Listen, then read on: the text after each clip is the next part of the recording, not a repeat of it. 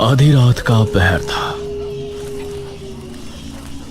चारों तरफ घना जंगल। एक लड़की डरी सहमी सी अंधेरे के बीच खड़ी थी। ये मैं कहाँ आ गई? क्या मैं सही जगह हूँ? वो इधर उधर देख रही थी, लेकिन घने जंगल के अलावा कुछ भी नजर नहीं आ रहा था। तभी उसे एक आवाज सुनाई दी। यह आवाज सुनकर वो अचानक से डर गई और झाड़ियों के बीच जा छिपी।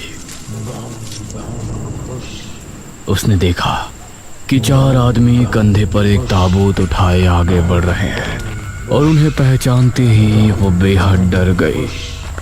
हे काली दुनिया की देवी, मुझे बचा लीजिए। वो चारों उस लड़की के जितना करीब आ रहे थे, उसके दिल में खौफ और भी ज्यादा बढ़ता जा रहा था। वो उस तक पहुंचने ही वाले थे, तभी अचानक उसे झटका लगा। अरे उठ दमयंती बेटी, क्या हो गया तुझे? वो नींद से जागी। उसने देखा कि उसकी माँ उसे जगा रही थी और वो पूरी तरह से पसीनों से भीगी थी। हाँ, हे भगवान, शुक्र है सपना ही था। ये रोजाना सोते समय क्या हो जाता है तुझे? पता नहीं माँ, क्यों रोज रोज एक ही सपना आता है, पता नहीं क्यों। दमयंती बिस्तर से उठी और फिर उसने अपने माँ बाप के साथ नाश्ता किया। उसके पिता एक किसान थे और खेती करके ही वो अपने और अपने परिवार का घर चलाते थे। एक शाम उसके पिता खेतों से वापस नहीं लौटे और शाम हो चली थी। ये कहाँ रह गए? मुझे बहुत चिंता हो रही है इनकी। माँ, मैं पिताजी को देखकर आती हूँ। अच्छा ठीक है बेटी, चल मैं भी तेरे साथ चलती हूँ। नहीं माँ, मैं चली जाऊंगी। आपके घुटनों में पहले ही दर्द है, आप यहीं आराम कीजिए। संभल के जाना बेटी। दमयंती अपने पिता को ढूंढने के लिए घर से निकली और खेतों की तरफ चली गई। वो खेतों में पहुंची तो सुनसान रास्ता और घना अंधेरा देखकर उसे डर लगने लगा।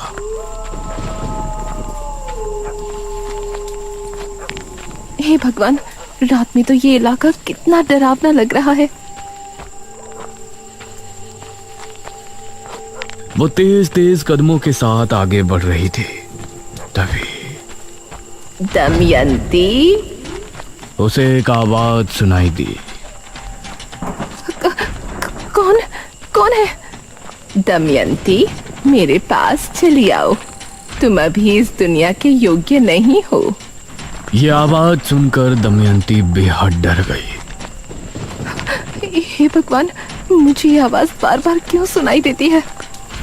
तभी उसे कुछ ही दूरी पर एक बड़े से पेड़ के नीचे एक आकृति दिखाई दी। कौन है? चली आओ दमयंती, तुम इस दुनिया के योग्य नहीं हो। ये देखकर उसके माथे पर पसीने आ गए और वो डरकर वापस से घर की तरफ भागी। लेकिन उसके कानों में बार बार वही आवाज आ रही थी। चली आओ दमयंती, तुम इस दुनिया के योग्य नहीं हो। दमयंती, मेरे पास चली आओ। तुम अभी इस दुनिया के योग्य नहीं हो। और लंबी लंबी सांसें लेने लगी।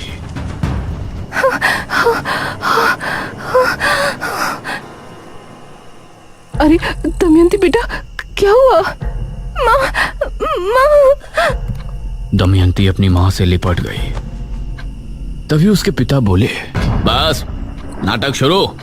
क्यों गई थी तू खेतों में, बता मुझे। पिताजी, मैं तो आपको देखने गई थी। तू चुप कर। पता है मुझे, तुझे बस बाहर जाने का बहाना चाहिए। गई होगी अपने किसी प्रेमी से मिलने। नहीं जी, ये आपको ही देखने गई थी। ये आप क्या कह रहे हैं? तू चुप कर। तूने ही पैदा किया है इसको। अगर बेटा पैदा करती तो मेरा काम में हाथ बटाता। इसकी तरह मुसीबत नहीं पैदा करता। दमयंती अपने पिता के स्वभाव से बहुत दुखी थी।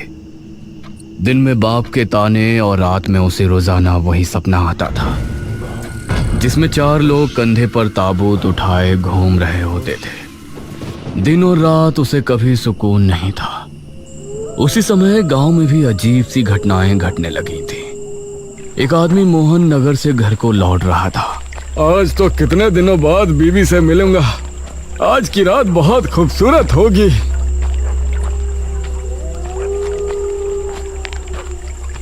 नौजवान, जरा इधर देखो।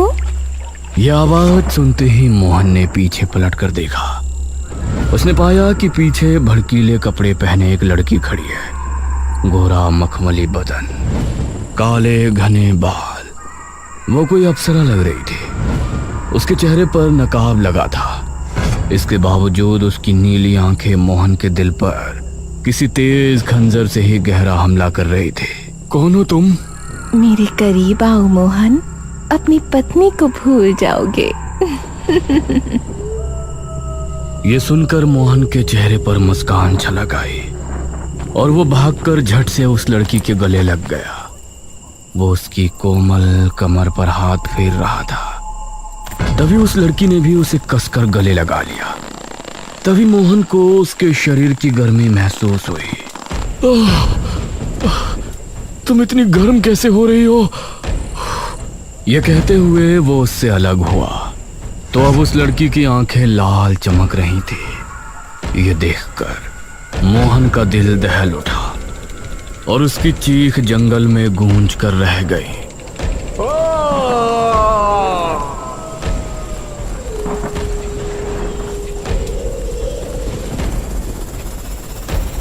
कुछ देर बाद मोहन की लाश एक पेड़ की डाल पर लटकी थी। उसका शरीर पूरी तरह से पीला पड़ा था। गांव के लोग इन घटनाओं से परेशान थे और दमयंती के साथ अभी भी उसके पिता की तरफ से बुरा व्यवहार चल रहा था। इसी तरह उसकी उम्र 25 साल हो गई थी और अब उसकी मां को उसके विवाह की चिंता होने लगी थी। हमारी दमयंती विवाह के योग्य हो गई है जी। हमें लड़का देखना शुरू कर देना चाहिए। क्या मतलब है तेरा? लड़का देखना शुरू कर देना चाहिए? क्या तेरे पास दान दहेज है उसे देने के लिए? अरे हमारा जो कुछ भी है उसी का तो है। कौन सा अपना बेटा है जो आपको संपत्ति उसके नाम करनी है? मैंने सोच लिया है, मैं उसका विवाह जमींदार से करवा दूंगा। ये आप क्या कह रहे हैं? जमींदार तो आपकी उम्र का है। आप हमारी पुत्री का विवाह उससे कैसे करवा सकते हैं? ये सब दमयंती अपने कमरे से सुन रही थी और मन ही मन वो अपने आप को कोस रही थी। मैंने उससे बात कर ली है, वो विवाह भी करेगा और हमें 50,000 स्वर्ण मुद्राएं भी देगा। क्या आपने अपनी पुत्री का सौदा कर लिया? 5,000 मुद्राओं के लिए आप उसको बेच देंगे? ये सुनकर दमयंती के पैरों तले जमीन निकल गई और वो उसी रात को अपने माता पिता के सोने के बाद घर से भाग निकली। कहते हैं इंसान का सबसे बड़ा दुश्मन उसका अकेलापन होता है जो अब उसके साथ था। जिन अंधेरों से उसे डर लगता था अब वो उसका सामना कर रही थी।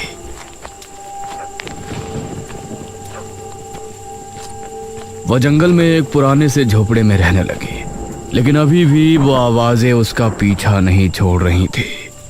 तुमको अभी तक कुछ समझ नहीं आया। आखिर कब तक तुम इस तरह जियोगी? तुम इस दुनिया के योग्य नहीं हो दमयंती। आ जाओ, मेरे पास चली आओ। उसे महसूस हुआ कि कोई उसकी झोपड़ी के बाहर भटक रहा है, तो उसका डर और ज्यादा बढ़ गया। वो कोने में सिमट कर बैठ गई और कांपने लगी, लेकिन वो आवाज और कदमों की आहट उसे बार बार सुनाई दे रही थी। इसी तरह उसकी रात निकल गई।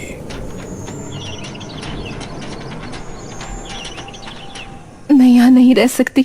मुझे इंसानों के बीच ही रहना होगा, वहीं मैं सुरक्षित हूँ। इसी सोच के साथ दमयंती उस समय विजयनगर के राजा भीम सिंह के यहाँ हाजिर हुई। उसे देखकर महाराज के मन में अजीब भावनाएं उत्पन्न होने लगीं। सुंदरी, कौन हो तुम? दमयंती ने महाराज को अपनी पूरी जीवन गाथा सुनाई, जिसे सुनकर महाराज को बहुत आश्चर्य हुआ। दमयंती, हमें बहुत अफसोस है कि आपके साथ इतना कुछ हुआ, सिर्फ इस वजह से कि आप कन्या हैं। इतना कुछ होने के बाद भी आपने कोई गलत कदम नहीं उठाया। हम आपकी सराहना करते हैं और आपको अपने महल में रहने का प्रस्ताव रखते हैं। ये सुनकर दमयंती बहुत खुश हुई। महाराज की जय हो, महाराज भीम सिंह की जय हो। दमयंती को महाराज ने कक्ष दे दिया और वो उसमें आकर बहुत खुशी थी। कितने न्यायप्रिय राजा है भीम सिंह। जहाँ हमारे पिता ने हमें उनके घर में बोझ समझा, वहीं महाराज ने मुझे अपने इतने बड़े महल में जगह दे दी। ये तुम्हारी गलत सोच है दमयंती। तुम इस दुनिया के योग्य नहीं हो। मेरे पास चली आओ। ये आवाज सुनकर दमयंती ने अपने कानों पर हाथ रख लिया। नहीं। तभी उसके दरवाजे पर दस्तक हुई। दमयंती जी। उसने उठकर दरवाजा खोला तो एक सिपाही सामने खड़ा था। दमयंती, तुमको महाराज ने बुलाया है। क्या महाराज ने हमें बुलाया है इतनी रात में? जी, जल्दी चलिए वरना वो क्रोधित हो जाएंगे। ये सुनकर दमयंती उस सिपाही के साथ कक्ष से निकली और महाराज के कक्ष में पहुंची, जहां महाराज मदिरा पान कर रहे थे। आओ दमयंती, आओ, बैठो। ये सुन दमयंती उनके सामने जाकर बैठ गई। दमयंती, हमने तुमसे ज्यादा खूबसूरत कन्या अपने पूरे जीवन काल में नहीं देखी। महाराज, हमने भी आपके जैसा कोमल हृदय पुरुष अपने जीवन काल में नहीं देखा। हम सोच रहे थे आपको अपनी रानी बनाए, लेकिन ये क्या महाराज, ये आप क्या सोच रही हैं? अगर आपकी जाति ऊंच होती तो हम आपको रानी बना लेते। महाराज, मैं आपकी दासी बनके ही खुश हूँ। मुझे रानी बनने का कोई लोभ नहीं। अवश्य, आप हमारी मुख्य दासी हैं। ये कहकर महाराज ने उसका हाथ पकड़कर उसे अपने करीब खींच लिया। महाराज, ये आप क्या कर रहे हैं? महाराज ने दमयंती को कसकर गले लगा लिया। तुम हमारी दासी हो, एक दासी का कर्तव्य पूर्ण कीजिए। ये सुनकर दमयंती हैरान रह गई। उसकी चीखें कक्ष के बाहर तक जा रही थी। नहीं, छोड़िए मुझे, छोड़िए, नहीं। और उसके बाहर खड़ा पहरेदार भी उनको सुनकर मुस्कुरा रहा था।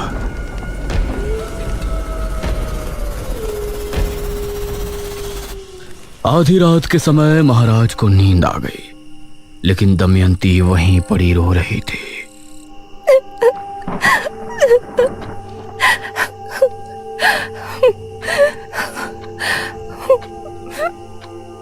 उसने एक बार महाराज की तरफ गुस्से से देखा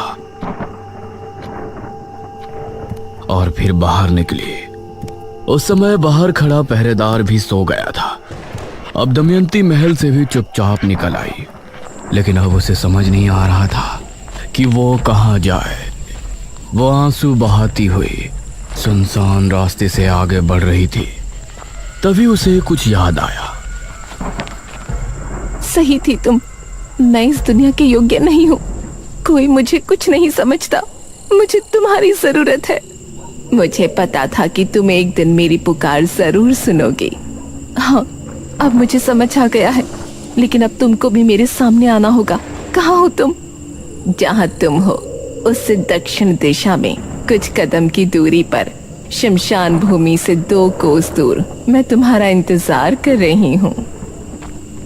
दमयंती दक्षिण दिशा में रवाना हुई।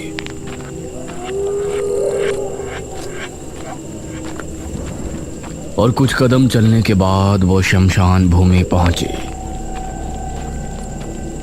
उसके बाद 2 कोस चलने के बाद वो एक जगह पहुंची जहां उसने देखा एक स्त्री कुंड के सामने बैठी है। आओ दमयंती।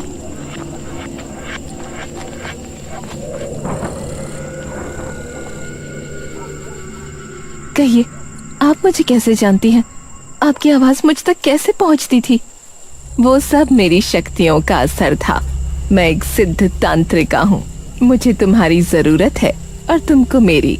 बहुत कम लोग ऐसे होते हैं जो भगवान के खेल को समझते हैं, जो हमेशा हम मनुष्य को परेशानी में डालता है, भूखमरी लाता है, भूकंप लाता है, कभी मनुष्यों द्वारा तो कभी सीधे तौर पर हमें परेशानियां, दुख दर्द देता रहता है। लेकिन फिर भी लोग उसकी पूजा उपासना करते हैं। लेकिन मुझे पता था कि तुम एक दिन उसकी चालाकी समझ जाओगे और मेरे पास जरूर आओगे। हाँ, मुझे नफरत है इंसानों से। मुझे हर एक मर्द से नफरत है। मेरे पिता मुझे बोझ समझते थे और जिस राजा ने मुझे अपने महल में पनाह दी, उसने मेरे साथ वो किया जो उसे शोभा नहीं देता। और ये सब मेरे साथ तब हुआ जब मैं भगवान को बहुत कुछ समझती थी। लेकिन अब मुझे भगवान में विश्वास नहीं है। नहीं है वो। बहुत अच्छे। लेकिन तुमको मेरी मदद करके क्या मिलेगा? तुमने मुझे ही क्यों चुना? मेरी उम्र 30 वर्ष हो गई है। अब मुझे एक महाविद्या करने के लिए एक शिष्य की जरूरत है। अगर तुम मेरी शिष्य बनकर मेरी बताई विद्या की क्रिया संपन्न करने में मेरी मदद करोगे तो तुम्हारे अंदर अपार शक्तियां आ जाएंगी और मेरी शक्तियां दोगुनी हो जाएंगी।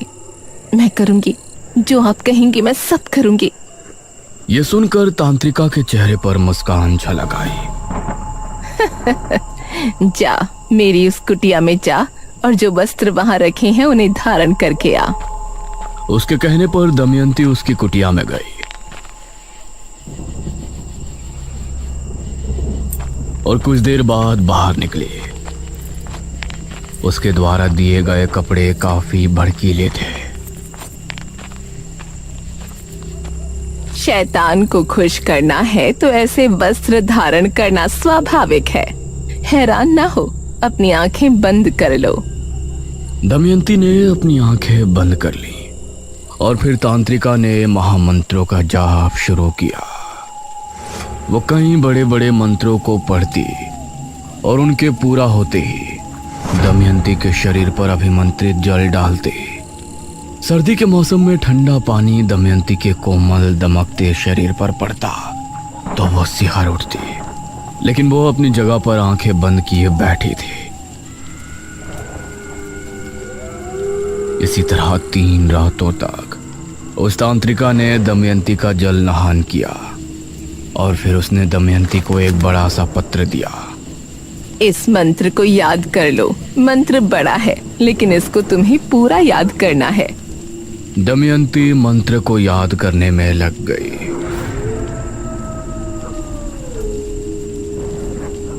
वह पूरे दिन उस पत्र को लेकर बैठी रहती और करीब 4 दिनों में जाकर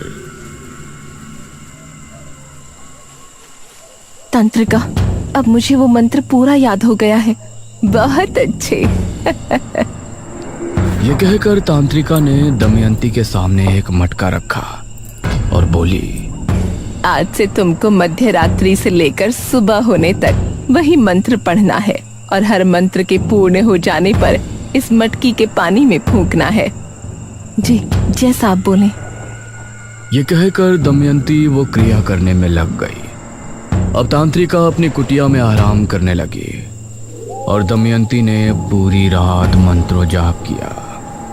सुबह सूरज निकलने से पहले तांत्रिका उसके पास पहुंची। बहुत अच्छी दमयंती, अब तुम विश्राम कर सकती हो। ये सुनकर दमयंती खड़ी हुई और फिर कुटिया में चली गई और वो तांत्रिका उस मटकी को लेकर घने जंगल की तरफ चली गई। ये तांत्रिका कहाँ चली गई?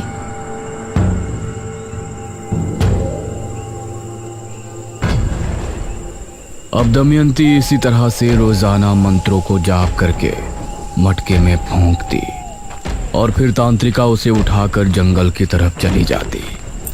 और ये देखकर न जाने क्यों दमयंती के दिल में सवाल उठ रहे थे। ये तांत्रिका आखिर रोजाना जाती कहाँ है? एक दिन दमयंती चुपचाप तांत्रिका के पीछे चली गई। तांत्रिका बहुत ही घने जंगल में जा रही थी। जहां जाते समय दमयंती को भी डर लग रहा था। उसने देखा कि तांत्रिका एक बड़ी सी मूर्ति के सामने जाकर रुकी और उसने अपना नकाब हटाया तो पता चला उसका आधा चेहरा झलसा हुआ था। ये देखकर दमयंती चौंक पड़ी। शैतानों की देवी, क्रिया पूरी होने वाली है, अपना आशीर्वाद दीजिए। उसके इतना कहते ही उस मूर्ति से एक दिव्य रोशनी निकली और फिर वो उस मटके के अंदर चली गई। धन्य हो शैतानों की देवी। ये कहकर वो झाड़ियों में चली गई। ये कहाँ गई? तभी झाड़ियों में हलचल हुई। तांत्रिका वहां से एक लड़के को निकाल कर लाई। पैर रस्सी से बंधे थे। तभी तांत्रिका की आंख लाल होकर चमकने लगी और उसने उस लड़के पर हमला बोल दिया। तांत्रिका ने उस लड़के के साथ वो किया जो दमयंती के लिए देखना बहुत ही भयानक था और कुछ ही देर में वो लड़का मृत हो गया। उसका शरीर नीला पड़ गया। ये तो एक डायनी है, तांत्रिका नहीं। क्रिया पूर्ण होते ही मैं इस मटकी का भी मंत्रित जल पी लूंगी और तभी मैं कर्ण पिशाचिनी की शक्तियां भी हासिल कर लूंगी। उसके बाद अपने इस झुलसे शरीर को छोड़कर मेरी आत्मा दमयंती के शरीर में वास कर लेगी। तब मैं बनूंगी इस संसार की सबसे खूबसूरत डायनी जिसके पास कर्ण पिशाचिनी की शक्तियां भी होंगी।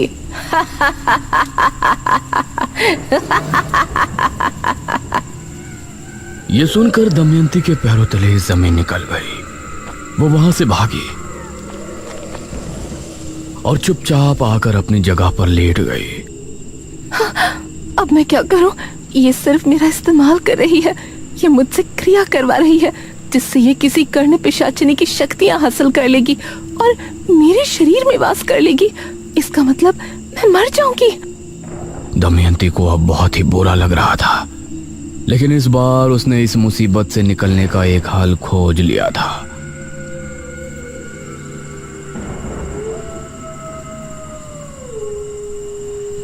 वो अगली रात भी क्रिया करने के लिए पहुंची। आज की क्रिया पूर्ण होते ही तुम्हारे अंदर अपार शक्तियां आ जाएंगी और मुझे हासिल होंगी कर्ण पिशाचिनी की शक्तियां। आज की रात भी उतनी ही लगन से क्रिया करना दमयंती। ये कर्ण पिशाचिनी कौन होती है? कर्ण पिशाचिनी में वो शक्ति होती है कि वो सामने मौजूद इंसान के मन की बात सुन सकती है और किसी इंसान को देखकर उसका भूतकाल भी जान सकती है। यह सुनकर दमयंती ने कुछ सोचा और फिर क्रिया करने बैठ गई, जो कि आखिरी रात थी। आज रात तांत्रिका को भी नींद नहीं आ रही थी। वो दमयंती के पास बैठकर उसे निहार रही थी। दमयंती को मंत्र पढ़ते हुए सुबह होने ही वाली थी। तभी डायनी खुश होते हुए खड़ी हुई और दमयंती की तरफ बढ़ी। वो उस मटकी को उठाने ही वाली थी कि तभी दमयंती ने अपने कमरबंद में छिपा खंजर निकाला और तभी डायनी जमीन पर गिरकर तड़पने लगी। और तभी दमयंती ने मटकी उठाकर अपने मुंह से लगा ली। यह देखकर डायनी चिल्ला उठी। नहीं! दमयंती ने पूरा पानी पी लिया और मटके को जमीन पर मारकर फोड़ दिया। डायनी एक तेज चीख के साथ राख बनकर खत्म हो गई। दमयंती अभी उसे देख ही रही थी कि तभी तेज हवा चली और तूफान आ गया। दमयंती अपने आप हवा में उड़ गई। नहीं! और वो उसी मूर्ति के सामने जाकर गिरी।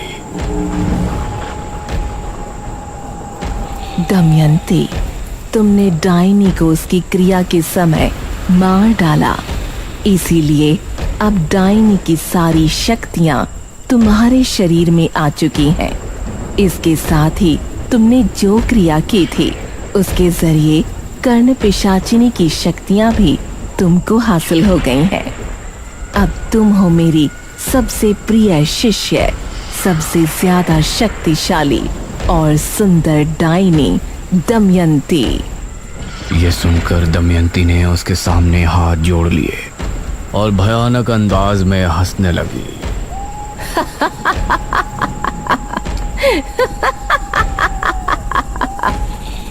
दमयंती के साथ आगे क्या होगा और उसका निशिर मोलो के साथ क्या संबंध है, ये जानने के लिए बने रहिए ताबूत के अगले भाग में भी।